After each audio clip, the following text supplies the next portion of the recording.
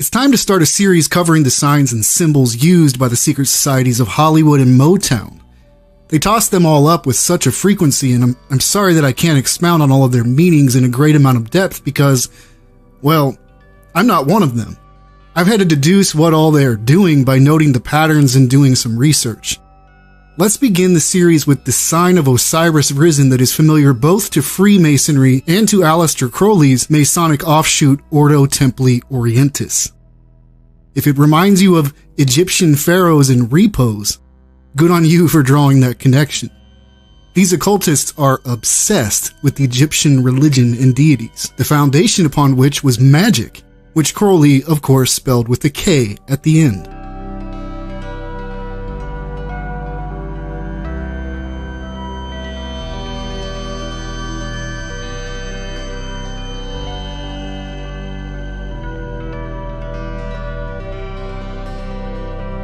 In this video, you'll recognize some of the names and faces and not recognize others.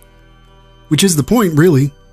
If you walk away saying, I never heard of them, you've missed the point of what is on display. And that is the fact that indeed, this isn't just a Hollywood or your music industry problem. It's a people problem. An ancient problem of man's infidelity with God, turning to twigs and wooden idols.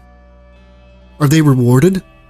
In a worldly sense, yes, they are. We see them on magazine covers and they have a stable of cars and mansions. Many of you watching might admire them or look up to them for that. There is a reason you know their name, and it's because they learned that through the practice of black magic and the occult that they can achieve worldly success. While your soul is the price, it's just like what comic book writer Grant Morrison once said. Leading on from these ridiculous, where do you go from that? I was told this stuff and I come out, I'm just this little kid from Govan in Glasgow, which is a real dodgy area. And I didn't go to university, I left school at 18, but suddenly I found out that if you do these things that you're told by Aleister Crowley, by Wilson, by all these people we read and all these people we've been consuming, but we don't do it, if you actually do what they say, things happen. Things occur exactly as it's described, and we can all do it.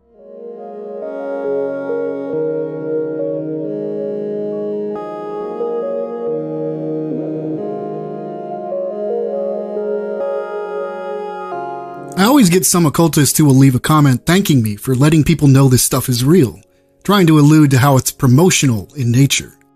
Let me just say, if you're dull enough to watch my channel and decide to begin dabbling in this stuff, you're not only not bright, but chances are, heaven does not know your name anyway. Besides, the majority of those covered on this channel come from generational lines that go very far back, which is why you see the children of Hollywood throwing up the same symbolism. It's a very well-guarded secret, to be sure. And chances are, you've known people in your own life who more than know what's up. I know very well that both sides watch this content, with people awake on both sides of the aisle. My prayer is that these videos hit those who are somewhere stuck in between, who haven't made the decision yet because they don't know there even is one to make, thanks to years and years of brainwashing.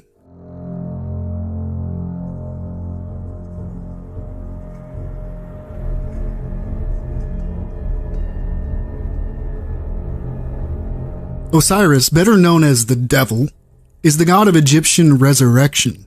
To these occultists, he represents eternal life because, according to their mythology, he defied death. Whether or not there was a historical king of the Delta Nile region by the name of Osiris is dubious, though he is credited with introducing the Egyptians to the cultivation of grain, wheat, and barley, putting an end to cannibalism. Osiris taught the Egyptians how to worship the gods. Now, Osiris was the son of the god Geb and the goddess Nut, and had siblings including Horus, Set, and Isis, who later became his wife. Osiris married his sister. Now, Set hated Osiris and plotted his demise, inviting Osiris to a party during which he tricked his brother into a coffin specially made for him, and once Osiris was inside, the lid was shut and Osiris suffocated to death. The coffin was floated down the Nile. Isis searched for her husband and placed her son, Horus the Younger, under the protection of the Cobra goddess. She eventually found the coffin, which was now a part of a large tree that had to be cut down to build a palace for the king. With Osiris and the coffin in hand, Isis returned to Egypt. When Set learned of the discovery, he found the coffin and tore the body of Osiris into pieces. According to the mythology, Isis collected all of his body parts scattered throughout the land of Egypt. Well, all but one, his penis, which is why the Freemasons worship the penis and erect obelisks, the so-called generating principle of life, all over the world. Think the Washington Monument. Osiris's penis had been eaten by the fish in the Nile, and though Isis was able to revive her husband and resurrect him, he was incomplete and could not inhabit the land of the living, and so he became the Egyptian god and judge of the dead. Isis hid away her son, Horus, until he was a grown man, and Horus and Set battled it out for control of the land when he came of age. Now Set was either killed or at a minimum defeated and was ultimately driven from the land. The chaos Set had unleashed on the world was conquered by Horus, who restored order and then ruled with his mother. Perhaps that explains the motto of the Masonic Brotherhood: order out of chaos, or Ordo ab Chao. Please subscribe to my backup channel included in the description and click the bell for notifications. Should this channel go down ever, we'll carry on over there. Until next time, God bless each and every one of you in Jesus' name.